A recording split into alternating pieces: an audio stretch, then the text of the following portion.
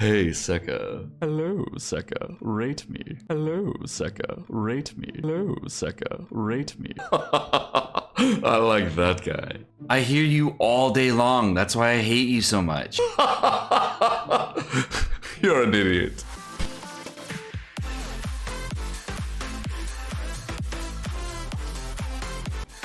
All right, so on my stream, we do character ratings and account reviews like all the live long day throughout the entire stream, every single day.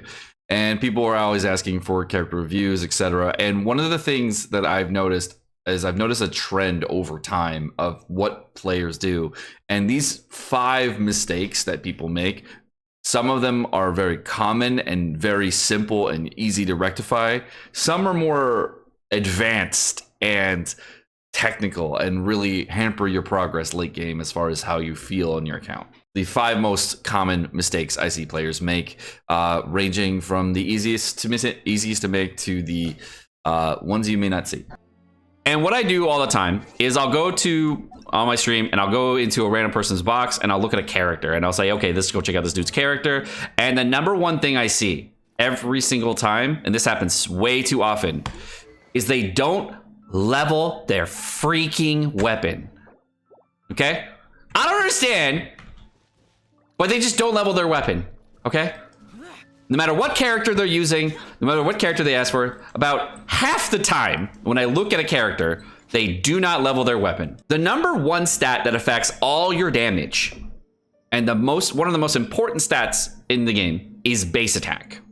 Base attack value is a stat that it affects every single one of your stats very heavily, including crit chance and crit damage, okay?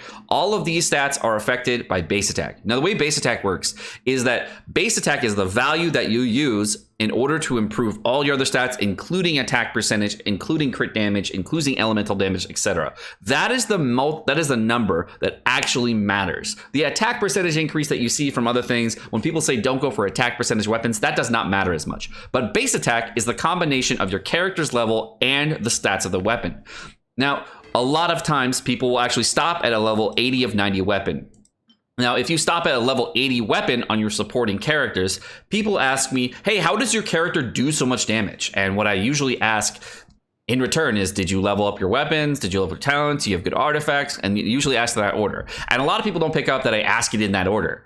So the number one thing you should be doing as a player when you're leveling up a character and you're wondering why their damage is not high, it seems really obvious, is level the weapon. And this seems obvious to a lot of you. But what's really interesting is that many players prioritize artifacts first, and they'll go into their artifacts and try to get really, really good artifacts instead of actually working on the weapon. The most resin efficient thing that you can do as a player is actually level your weapon, because it actually only takes about 1 day of resin to get the ascension materials to ascend your weapon from like 80 to 90, maybe even less than 1 day. You actually only need 4 gold pieces. And if you get 1 purple piece per run, that's like 12 runs. But if you get 2 purple pieces, or you end up getting an orange piece out of there, it's really not that many runs. It takes so little.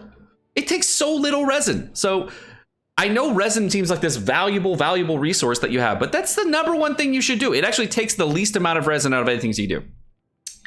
The number 2 thing that I see people do, which is really surprising, is they'll level a character really, really high up, and then they'll get their talents to level like 5 or 2 or something like that, and they're like, my damage is low. I don't understand why you're doing so much more damage. I have the same artifacts as you. And I'll just ask you, what's your talents? And this is a number 2 thing, is a lot of people will just like use a character and they won't level their talents. They'll understand that they need good artifacts, they need to get better stats on their characters, but then they don't level the talents for the characters that they really need to use them on. And it's very surprising, and it seems obvious, but the talents are a huge priority thing that you should do. The actual amount of resin it takes to get a talent, all talents to 6, 6, and 6, is extremely low. You too, join my Discord. I have spreadsheets. One of those spreadsheets, it also is, hey, how much more until you max everything in the freaking game, okay? And a lot of you wanted my artifact spreadsheets, and they're all here. Like, this all stuff is here. So just Discord, link in the description. Okay, they're all in there. When you want to level up your talents, the amount of mora it takes to level every single talent to level 6, 6, and 6 is 367,000 Mora. It's nothing. It's literally no Mora at all. And the amount of talent books it takes to grind for all your talents is maybe 2 days of your resin to grind all your talents to 6, 6, and 6. It's a very low amount of resin. Okay. After that point, then it starts ramping up a little bit higher to like level 8 talents, etc. It might be a little bit, trickier to do at that point, but you probably want to level your talents first. Okay. Those are the 2 things that I recommend you do as a player to really start ramping your damage. I also put out another video a while ago about how you can improve your damage in lots of different things like physical DPS, elemental DPS, etc. And one of the things that people don't do is they don't work on their team synergy. When they're using different characters, they don't build out the right support characters. They don't build out the correct characters for synergy. And that actually helps them immensely. The amount of damage that you get on your characters is huge. But one of the things that I did not mention in this video about how you can really maximize your damage for elemental reactions, elemental damage, is I did not go over energy recharge. On any character in the game, if you want to have good rotations, is what people talk about a lot, is you want to be able to have a very significant amount of energy recharge. Energy recharge is the stat, if you didn't know, that of course recharges your ultimate ability or the ability that you can use for your Q or whatever it be for your elemental burst skill. Now, certain energy characters have a very high energy cost like Zhao, where it's 70, and other characters have a very low energy cost or a mid-range energy cost like 60, and characters like Zhang Ling have a super high energy cost at like 80, but then there's also other characters out in the game that have a super, super low energy cost like Xiangyang at 40 energy cost. Now, depending on the character and depending on the team composition, you need a significant amount of energy recharge for those characters to have them either be independent or less self-reliant characters. And because people focus more on crit chance and crit damage, a lot of them don't focus on energy recharge. For a character like Zhao, there are different energy recharge ratios that work really well, but one of the things that I found with Zhao is I actually have a ton more fun on my Zhao with high energy recharge value. And by the way, the 56-241 that you're seeing now is 100% free to play stats. These are 100% free to play. This is on my British Seka AF account. This is not a whale account in any way, shape, or form. This is an entirely British Seka free to play account. AR55, never spent a dime ever. So you can acquire these stats 100% free to play. It just takes some time. And what happens when you get enough energy recharge with crit chance and crit damage on your characters is you actually can focus on other things. What I would recommend, though, is a lot of players, when they get to a good crit chance and crit damage ratio, there is something that you can do that is actually really valuable.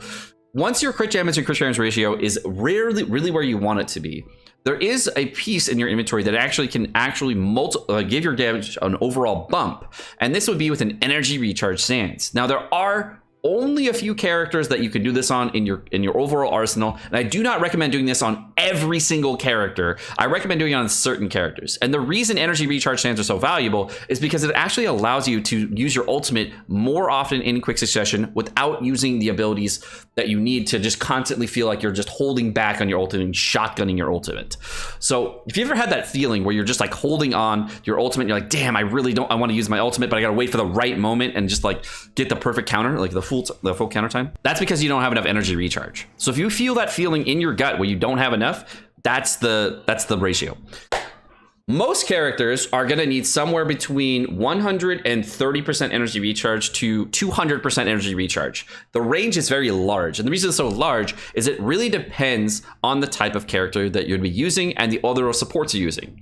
For example, if you're using a team composition like this, where you end up having multiple Animo characters in your team composition, you might need a little bit less energy recharge. But if you're using only one Animo character or using one type of one element, you need a little bit more energy recharge. It really just depends on the amount of characters that you have in your overall arsenal. The amount of energy I got back from that, even though I didn't crit like at all,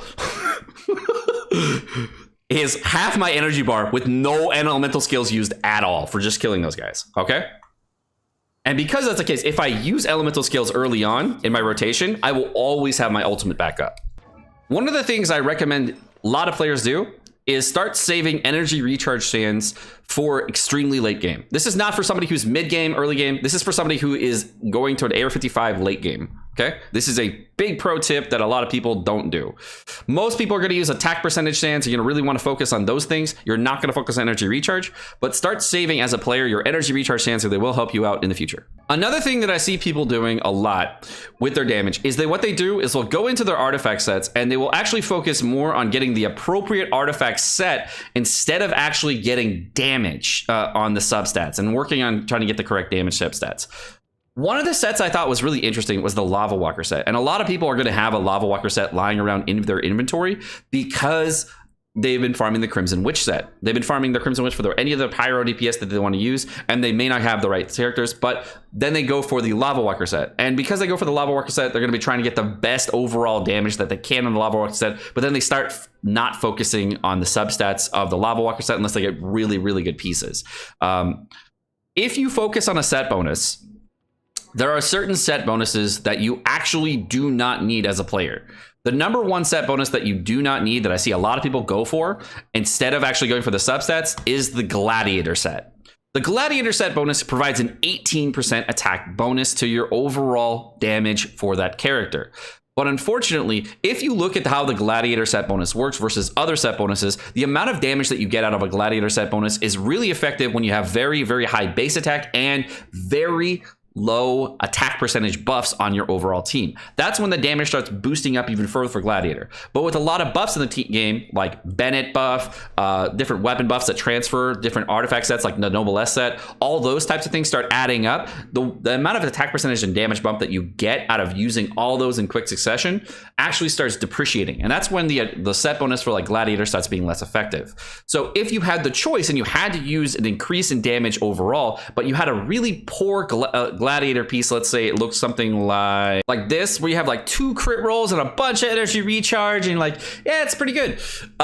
If you had a better plume, someone in your inventory that was like 4 or 5 rolls, and you had to choose between this particular piece on a Gladiator set bonus versus using a set bonus for something like a maiden set or something, but it had a lot of rolls on it, you should prioritize that artifact piece with better substats then focus on the artifact piece that has very poor substats. That will improve your damage further than if you just try to get the set bonus for Gladiator. Last thing I see people do is they focus on the wrong substats for characters, and they focus on substats like energy recharge on the wrong characters. For example, a lot of people think that all supports should have a significant amount of energy recharge, but again, as I mentioned earlier, characters that have very low energy recharge costs like Chongyang, Zhongli, etc., those types of characters with 40 energy recharge costs typically do not need a large amount of energy recharge. And because they have very, very low energy costs already with very low cooldowns, you typically don't need a lot of energy recharge for these characters because they end up getting a lot of it back.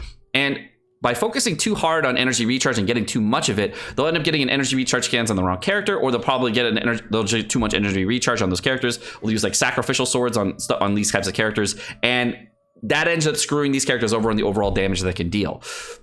If you were using a sacrificial sword on Chongyang because you have no other option, I totally understand, but like just using the wrong weapon, like a Favonius Lance on Zhongli or a sacrificial sword on Chongyang, can really hamper your overall damage. These are characters that don't really need to focus on energy recharge because their energy costs are so low already. So over focusing on the wrong stats for these types of characters is very poor. Something out of it about how you can improve your account, improve your damage overall on what you do, and these are way common mistakes I see so often when doing character reviews. I hope that you guys are able to fix your account in some way or your character in some way in order to improve your damage. Have a great rest of your day, guys.